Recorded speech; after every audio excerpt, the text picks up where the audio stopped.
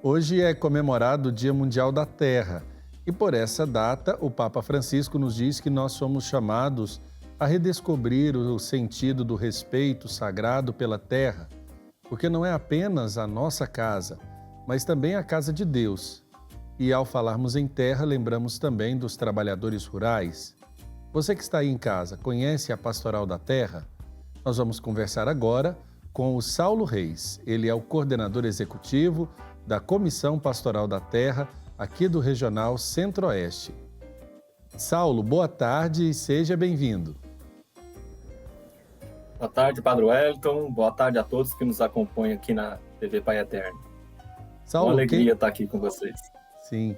Quem está conosco também, nesse momento da entrevista, é a Caísa. Mais uma vez, Caísa, seja bem-vindo, Paulo. Boa tarde. Agradecemos a acolhida. Paulo, o Saulo, na verdade, a gente começa a entrevista perguntando o que é a Comissão Pastoral da Terra. Explica para nós como surgiu e qual é esse trabalho que a comissão desenvolve. Bem, a Comissão Pastoral da Terra é um organismo da CNBB. Ela foi criada em 1975, como uma resposta da Igreja Católica frente à escalada de violência contra comunidades rurais em todo o país, sobretudo na Amazônia. Aqui na região Centro-Oeste também era muito forte a violência contra comunidades camponesas. Então, era a grilagem de terra, jagunços, a questão da posse da terra também, famílias sendo expulsas de suas terras. Então, a igreja, não concordando com esse tipo de injustiça, criou a Comissão Pastoral da Terra no sentido de dar apoio e suporte a essas famílias, bem como esse cuidado da casa comum, como o senhor bem disse aí no início. Então, hoje, inclusive, a CPT, ela desenvolve muitos trabalhos junto às comunidades camponesas, nesse sentido, com cuidado, dessa casa comum. E esse cuidado passa pela preservação da água, das nascentes, passa pela produção de alimentos saudáveis e passa também o alimento da fé, que é esse reforço espiritual nas comunidades camponesas, dentro da nossa pastoralidade. Ô Saulo, você falou da questão dos cuidados, com a água, com tantas situações aí que a pastoral desenvolve. Vocês também fazem um trabalho de preservação? Sim, levando a sério, essa questão que o Papa Francisco levanta muito bem, que é esse cuidado com a casa comum, a gente tem desenvolvido muitas iniciativas de orientar ou até mesmo de resgatar aquele saber das famílias, das famílias camponesas, no sentido da gente preservar nascentes de água, Porque, infelizmente, com esse modelo produtivo voltado só para a monocultura da soja, da cana, não leva em conta a preservação ambiental. Então, há muito desmatamento, há soterramento de nascentes, E a consequência disso é justamente a dificuldade dessas famílias permanecerem na terra e também a redução de água potável, inclusive nas cidades. E também para evitar a questão do agrotóxico. Porque o agrotóxico parece que é uma coisa específica que fica só no campo, mas, na verdade, ele afeta todos nós. Há 2 anos atrás, aproximadamente, foi feita uma pesquisa que encontrou traços de agrotóxico na água que é consumida em 17 capitais aqui no Brasil. Porque a terra é como se fosse uma esponja. Tudo que você joga nela, ela absorve. E o lençol freático, ele é interligado. Então, o que se faz no campo tem reflexo na cidade. O próprio desmatamento também tem um reflexo muito severo. É só assim, a gente perguntar para os nossos pais, para os nossos avós, como que era o ciclo de chuvas antigamente, Era bem mais intenso, E o que a gente tem visto é não que reduziu o volume de água, mas o regime de chuvas ele alterou, ele está mais concentrado. Então aquela chuva calma, serena, a que a gente chama de invernada, que garante que a terra absorva isso e abasteça os lençóis freáticos para poder abastecer as nascentes, essa chuva está cada vez mais escassa, né? E é por isso que está cada vez mais difícil, inclusive, produzir alimentos, né? Porque o regime de chuvas está cada vez mais curto, cada vez são chuvas mais pesadas, mais violentas, e que causa erosões, causa inundações nas cidades, né? Então, são problemas assim de toda a ordem, né, que acontecem. Agora, Saulo, como são desenvolvidos e quais são os trabalhos específicos da Pastoral da Terra? Olha, a nossa missão, ela está concentrada nessa presença junto às comunidades camponesas, né, as comunidades rurais. Então, isso passa desde o estudo bíblico, né, desde que é o trabalho, a dimensão pastoral, né, que é a nossa razão de existir dentro da igreja, mas também passa pelo apoio às famílias que estão em situação de conflito. Porque mesmo hoje, né, mesmo depois de 45 anos de criação da CPT, a violência no campo ainda é muito grande, né? São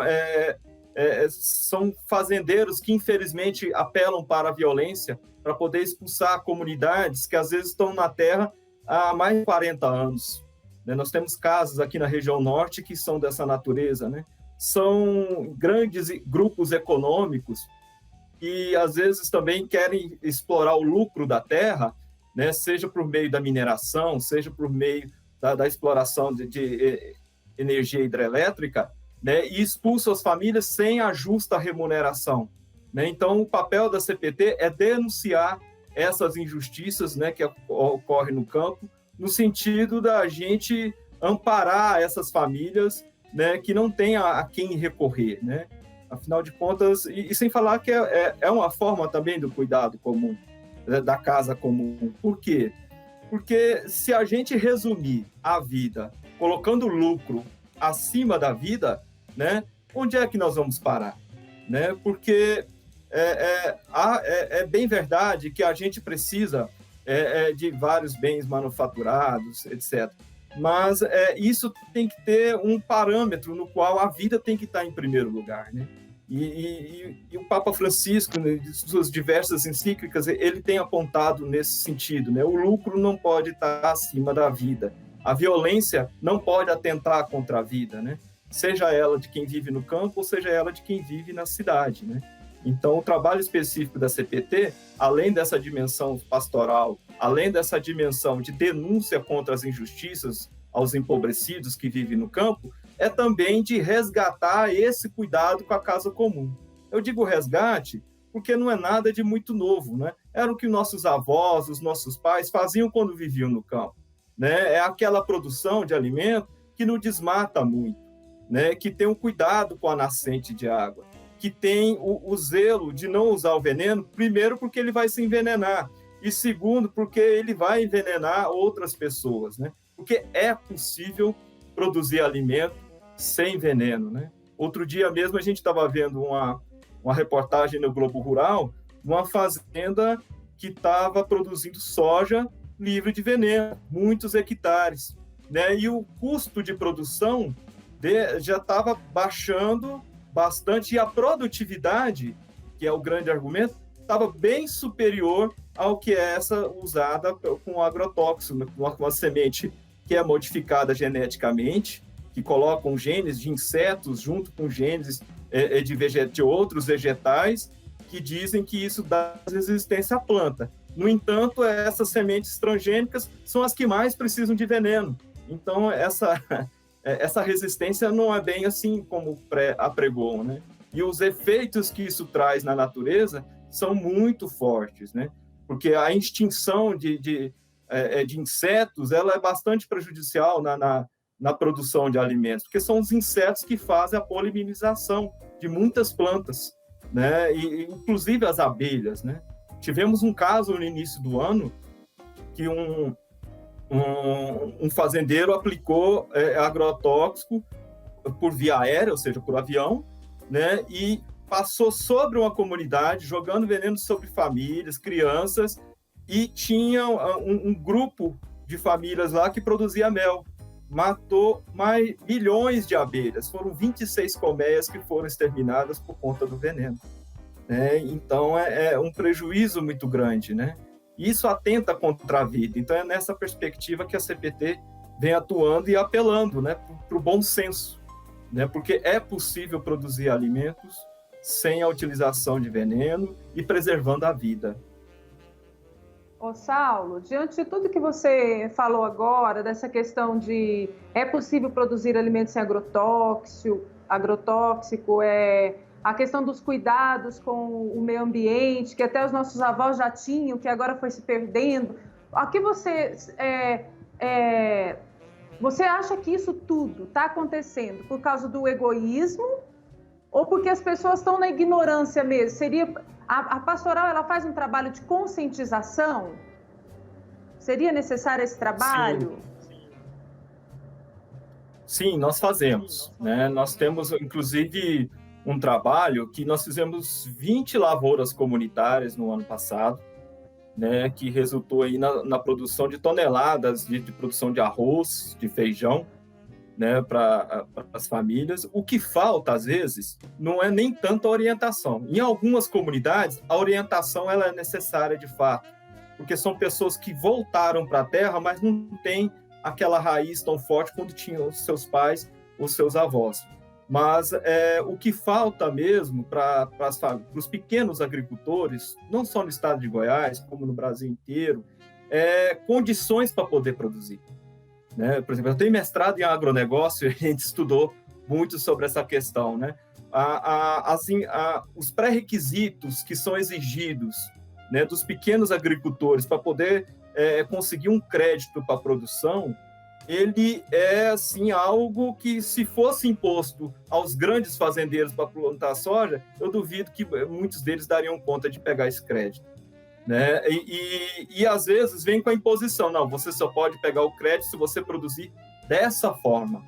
Né? Então, há uma dificuldade muito grande, né, de você conseguir aprovar crédito para produzir, né, para poder produzir alimentos saudáveis. Então, o que a gente tem buscado fazer? É resgatar os bancos de sementes para você diminuir o custo de produção, né, que são aquelas sementes tradicionais, as sementes crioulas, que sem modificação genética, né, e a gente trabalhar a questão da adubação verde, né, que tem muitas plantas que elas mesmas fazem esse trabalho de adubação. Não é um trabalho instantâneo, que você vai ver o resultado de uma lavoura, de uma safra para outra, né? Mas é um trabalho que você vai dando devolvendo essa autonomia produtiva para as famílias aos poucos, né? Então, a gente trabalha um pouco nessa questão. Nós temos, inclusive, uma apostila, né, que foi feita a partir das comunidades. A gente conversava com os mais velhos e ia perguntando para eles, como é que você combatia o pulgão? Como é que você combatia ali a tal praga?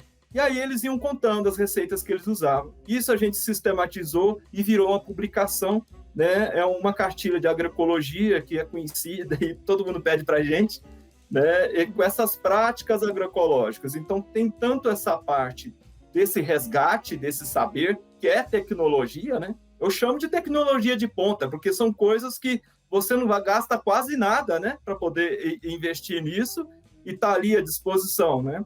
E com o acompanhamento de alguns professores da Universidade Estadual de Goiás, como o professor Murilo de Souza, né, da Universidade Federal, né, que vão dando, que são sensíveis, né, à causa do povo e vão também orientando e melhorando, né, essas, vamos chamar assim, esses saberes ali para a gente ir orientando, né, fortalecer o conhecimento daqueles que já têm, né, e orientar aqueles que ainda, por um motivo ou outro, não têm isso muito forte, e para a gente poder ir resgatando essa questão, né, do cuidado com a casa comum e a produção de alimentos, né? Ainda mais agora nesse momento que, infelizmente, o desemprego está muito alto no país, infelizmente, a assombração da fome está cada vez mais próxima da gente, né, em função da pandemia e das ingerências de alguns governantes também. Né? Certo. Saulo, a pastoral, desde quando ela foi criada, ela sempre teve uma preocupação com os direitos dos trabalhadores rurais. De que forma, atualmente, a pastoral tem defendido o trabalhador rural, tem feito frente a esses desafios que o trabalhador rural enfrenta no seu dia a dia? Nós temos uma campanha nacional, Padre Wellington, de combate ao trabalho escravo ou análogo à escravidão. E por mais absurdo que pareça, né, a legislação brasileira, ela diz que uma fazenda que é autuada com trabalho escravo, ela deve ser destinada à reforma agrária. E mesmo assim, né, mesmo o proprietário dessa fazenda tendo praticado um ato ilícito, né, que é fazer a exploração do trabalho escravo, ele vai receber por essa terra. Aqui no Brasil não existe expropriação, né? Toda a terra que é desapropriada para fins de reforma agrária, o proprietário daquela terra, ele recebe por ela, o governo paga. Né? E então, e nós temos um caso assim no município de Ipameri, né? Que é o pré-assentamento Ana Ferreira, e que mesmo a fazenda sendo autuada com trabalho escravo, ainda está na justiça e não se efetiva a criação desse assentamento.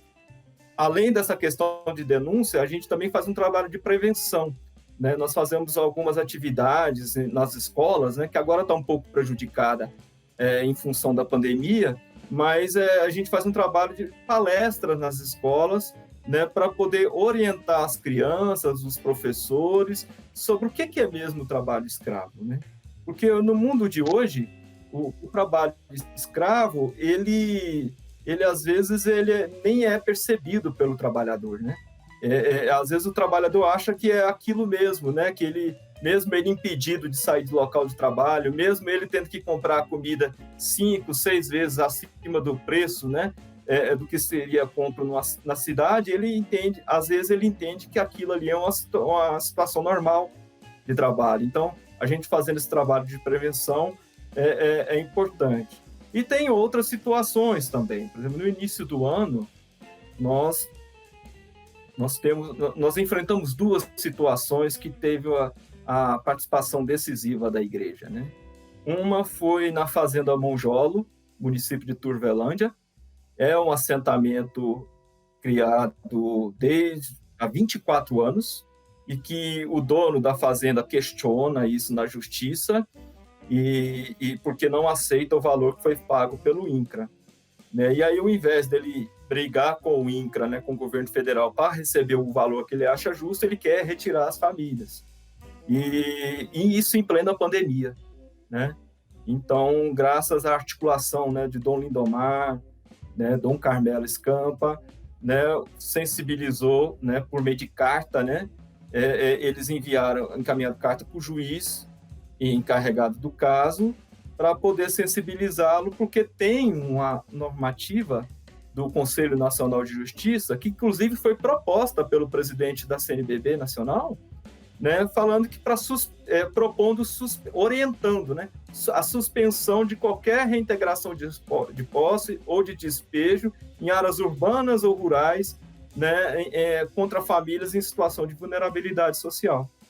Em seguida, aconteceu uma situação semelhante no município de Formosa, né, no acampamento Dom Tomás Balduino, né, onde o Dom Adair fez a mesma movimentação, e aí a gente percebeu que né, não obtivemos resposta, e aí conseguimos dialogar com todos os bispos do Regional Centro-Oeste e que assinaram a carta que foi aprovada por unanimidade, assinada por todos os bispos, né, os titulares e os eméritos, encaminhadas ao presidente, que foi encaminhada ao presidente do Tribunal de Justiça de Goiás e ao governador, fazendo a mesma solicitação.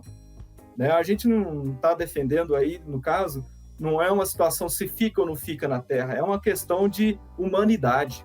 Como é que você vai despejar famílias, né, que não têm para onde ir, que não foram ali para causar tumulto, foram encaminhadas, inclusive, pelo próprio Estado brasileiro, por meio do governo federal e do Instituto Nacional de Colonização e Reforma Agrária, o INCRA, né? E que estão ali vivendo honestamente, produzindo alimentos, e como é que você permite isso? Né? Então, foi uma situação que foi muito marcante para nós nesse início de ano, né? E sem falar das situações que nós temos, por exemplo, que o Dom Giovanni, na Diocese de Uruaçu, está assumindo aí a defesa das famílias, né, que já era feita anteriormente, principalmente pelo padre Davi, lá da Diocese, né, que prejudicou as famílias atingidas pela barragem, né? Lá são 2 grandes barragens hidrelétricas, né? É da usina de Canabrava e da usina Serra da Mesa. Se a gente for somar das 2 famílias, dá aproximadamente 1.200 famílias atingidas, né? Que não receberam o que devia ser recebido, né? De indenização, ou não receberam nada, né? Então, a Diocese está acompanhando esse caso, né? Assessorada pela CPT, no sentido que essas famílias sejam justiçadas, né?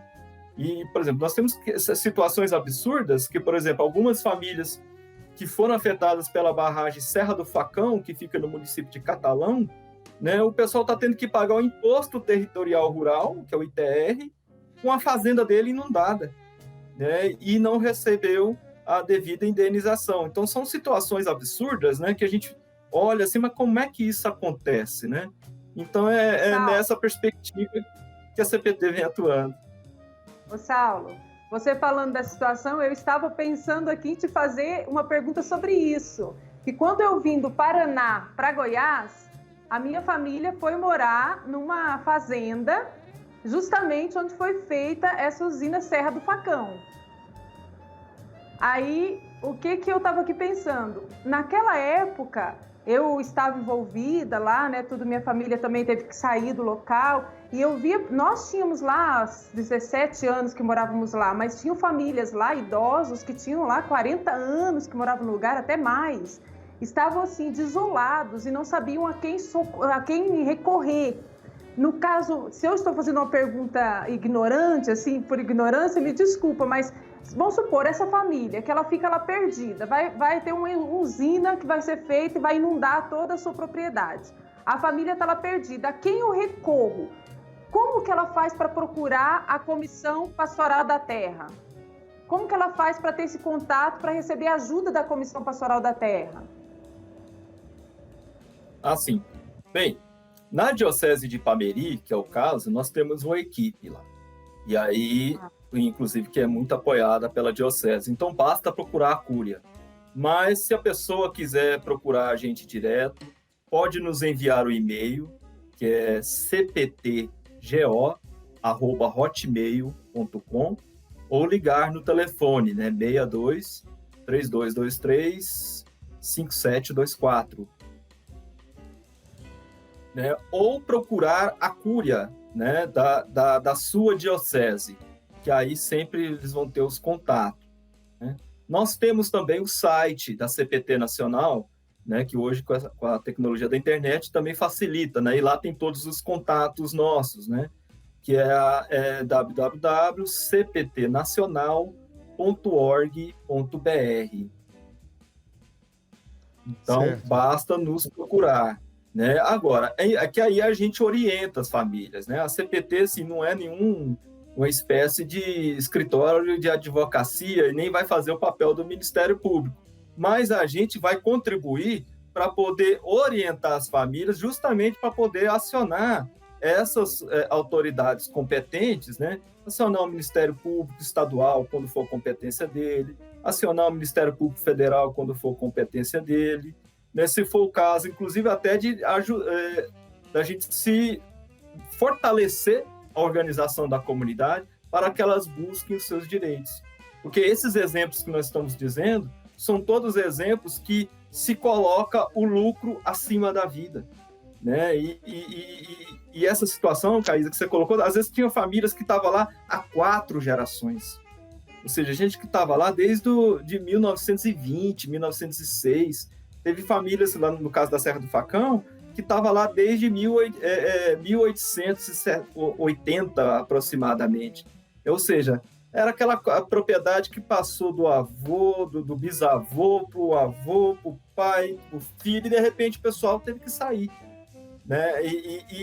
E ainda pior, sem receber um valor justo que possibilitasse ele adquirir outra propriedade rural na mesma região.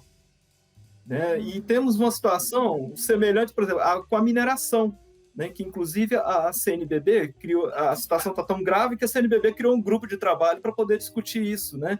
Que a situação não é só em Mariana, né? Por exemplo, aqui em Goiás, né, já teve barragem que foi que também excedeu, né? Por sorte, não afetou nenhuma vida humana, mas fez um estrago ambiental considerável, né? Que fica lá no município de Catalão.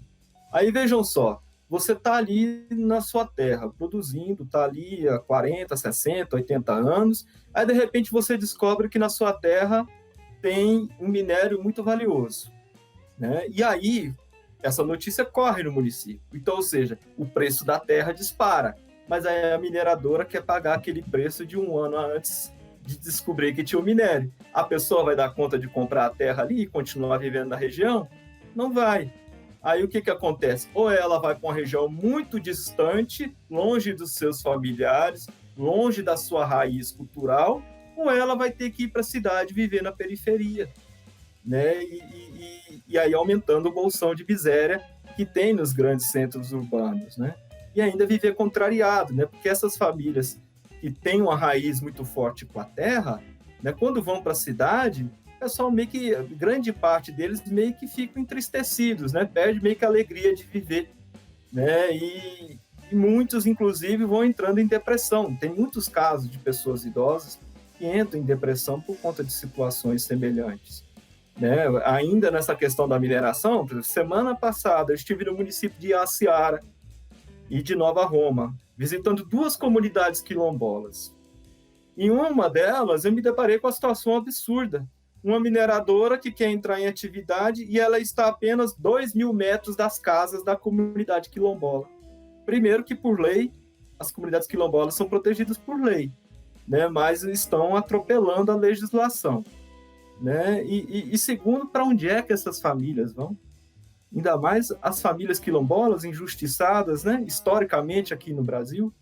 E uma outra comunidade, que é no município de Nova Roma, que é a comunidade Magalhães, um fazendeiro está desmatando tudo lá dentro do território dessa comunidade quilombola.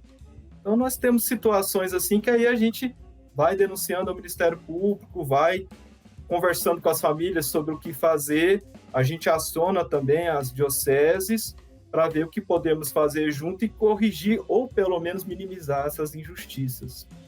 Saulo, a gente está caminhando para o final da nossa entrevista. Agradecemos aqui a oportunidade de conversar com você sobre o trabalho da Comissão Pastoral da Terra, um trabalho tão valoroso para a igreja, né, em todo o nosso querido Brasil.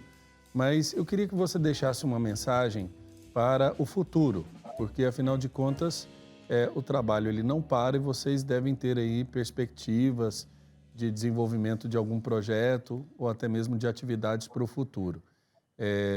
Eu quero agradecer mais uma vez, desde já, dizer que a TV Pai Eterno se coloca à disposição como parceira da Comissão Pastoral da Terra na divulgação de suas atividades aqui no nosso estado.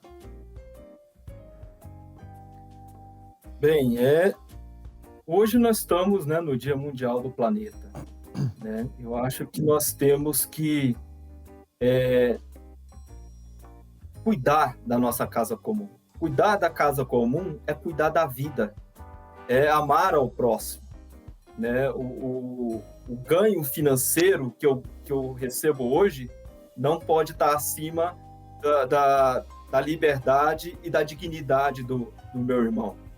Então, assim, vamos preservar a vida, vamos preservar o cerrado para a gente poder ter água e ter alimento saudável para a gente poder continuar vivendo por muito, muito tempo, para os nossos filhos, netos e bisnetos, né, possam aproveitar dessa dádiva que Deus nos deu, que é a vida. E agradecer imensamente, né, a oportunidade de estar aqui na TV Pai Eterno, agradecer ao senhor, né, Padre Wellington, a Caísa, né, por essa oportunidade da gente mostrar o nosso trabalho e de valorização da vida, né, que é a nossa missão enquanto igreja. Ok, Saulo Reis, coordenador executivo da Comissão Pastoral da Terra aqui de Goiás. Forte abraço, tudo de melhor aí e que tenhamos um tempo de bastante felicidade para todos os agentes da Pastoral da Terra, bem como também para as populações do interior do nosso Brasil que contam com esse trabalho. Nós que agradecemos, nós de toda a coordenação colegiada da CPT, que não é só eu, né? Tem claro. A Simone, contribui junto. Um abraço, muito obrigado. Tá certo, forte abraço. Até a próxima.